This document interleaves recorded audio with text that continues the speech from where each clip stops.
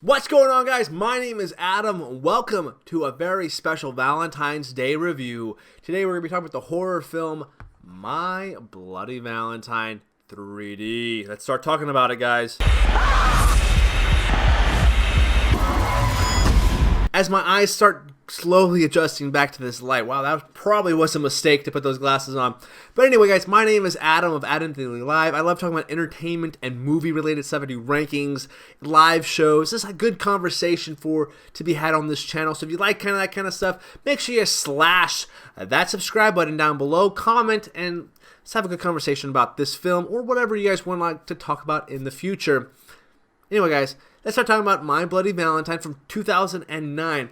And first things first, if you guys have known me for any period of time, I have said this before that I'm not the biggest horror aficionado. I do know like the bigger franchises, but I haven't really got into the horror genre as much as I would like.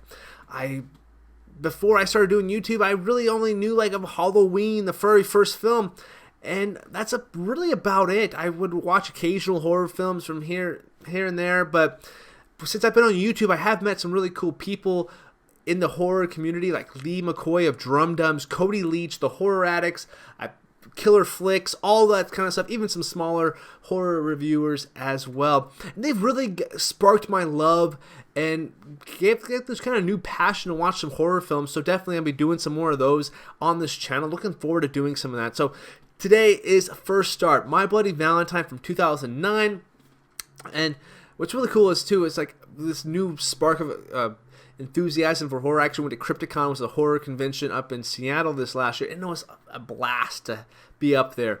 Anyway, let's start talking about this My Bloody Valentine film. Now, I do remember watching this film when it first came out, not in theaters, but I did check it out from the library, and I wasn't too impressed by this movie. I'm not a huge fan of gimmicky type of 3D, and I'm not a big 3D fan in general.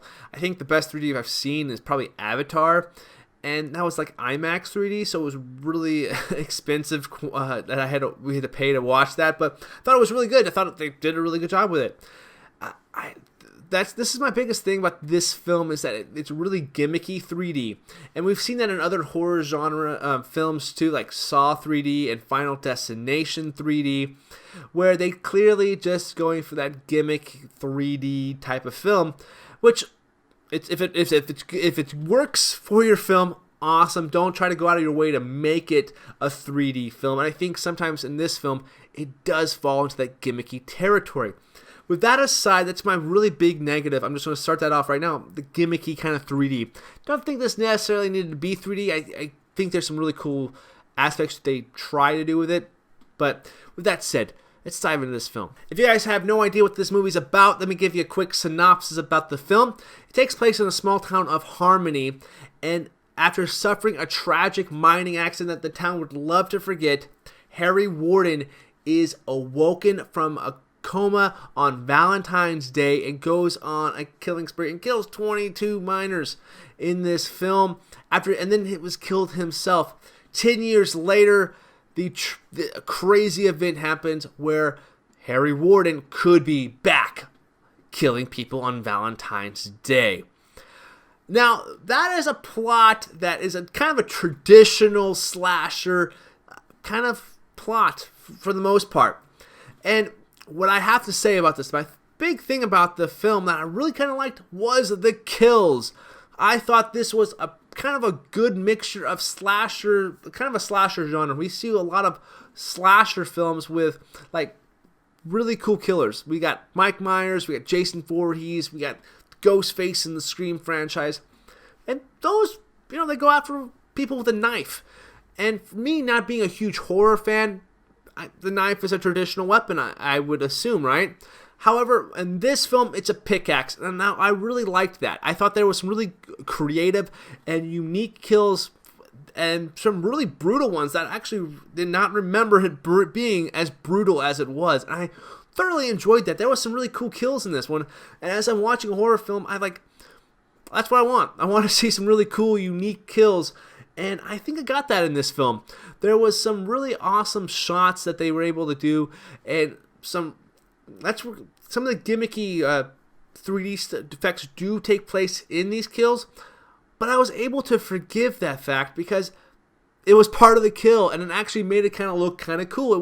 Didn't come across as cheesy all the time. And I might sound like I was literally kind of like being really negative on the gimmicky 3D. It's just a personal thing for me. But I thought it kind of worked at times in this movie. So I do have to give it props. That kind of turned my kind of criticisms about that kind of 3D technology and kind of turned it into a minor positive as well. So good on the film. I thought the cast in this movie, well, nothing crazy or exciting. But there's a guy from Supernatural in this film that I was like, okay, I at least recognize that guy. So I don't recognize any of these actors in this film other than the lead.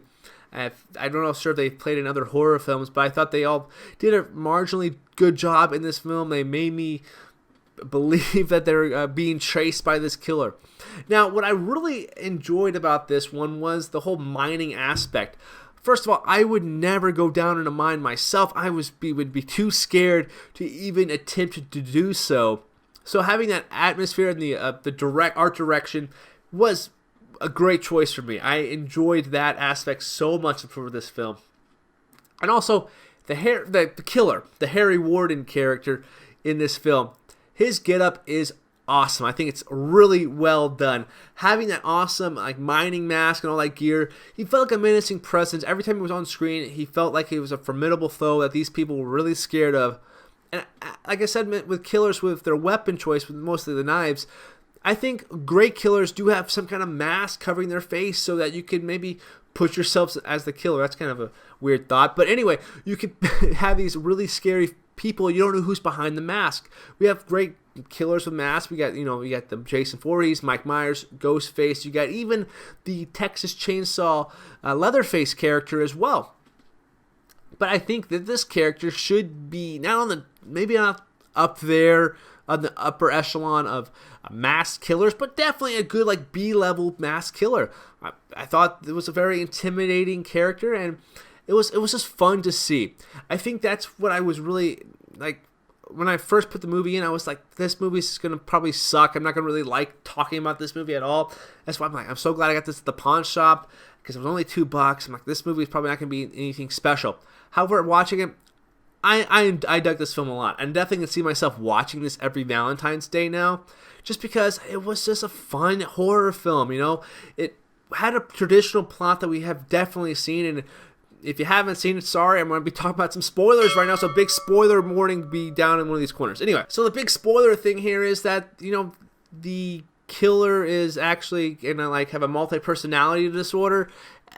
It's something that we definitely have seen countless of times in horror films and just movies in general. So it's kind of a cliche up to this point. And I was like, okay, that's kind of a cop out, because I didn't remember who the killer was. However, I did remember how the movie ended. I remember how he kind of walked out. But other than that, though, I was like, that's cool. I'm not gonna tell who the killer is, but that does have something to do with multi-personality disorder. But with that said, it didn't really bother me watching it this time. It's like as I was like, okay, that's fine. I guess that's just kind of an easy way to go out. But as the credits started rolling, I was like, I kind of want to see a second one of these. What happens? Have a My Bloody Valentine 4D. I don't care. But I would like to see another My Bloody Valentine. I was like, that's kind of a fun little slasher flick. So, I don't really have any complaints about this movie. There's some clichéness. There's some, a scene of, unnecessary nudity. Just, a person running around nude in this truck stop, which I guess is another horror film cliche thing. I was like, is Rob Zombie directing this movie? But anyway, this is a fun film. I think this has some really awesome kills. I think this is a really good alternative movie to watch on Valentine's Day. Don't watch a romantic comedy. Watch a slasher film called My Bloody Valentine. I definitely think this is one film I'm definitely going to recommend to you guys. You should definitely check this one out if you haven't. It's a lot of fun. If you want some good kills in this one, definitely check out My Bloody Valentine. But that's my thoughts and opinions and my quick takes on this film. What do you guys say? That's the most important thing. So make sure you guys let me know in the comment section down below. But also slash or pickaxe that subscribe button and let me know what you guys think of, or just join the conversation. That's what I meant to say. Let me know what you guys think about the movie anyway. Thank you guys so much for watching, and thank you, Lee McCoy, Cody Leach, and Horror Addicts for getting me back in horror. I'm looking forward to rewatching some more stuff and talking to you guys more about some horror films that I need to watch. Till next time, guys, I will see you guys later.